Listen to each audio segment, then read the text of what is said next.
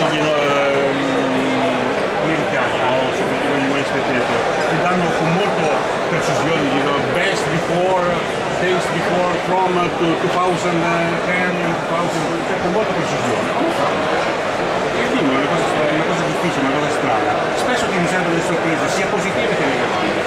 Si possono fare solamente degli ipotesi. In base a che cosa? In base alla qualità del vino, all'equilibrio del vino, a tanti elementi. Ma poi tutto può cambiare. Per cui in realtà, certamente, possiamo dire una cosa, il 2002 non avrà la vita del 2006, questo lo possiamo dire e controfirmare, no? Voglio dire. Però il problema è che il 2006 quando inizia, quanto durerà? 20 anni? Ci sono poi talmente tante variabili, anche come dire conservatorismo, la qualità del tappo, non è facile, non è semplice. Io i numeri non li do mai, non dico mai 10 anni, 15 anni, no, io dico 2006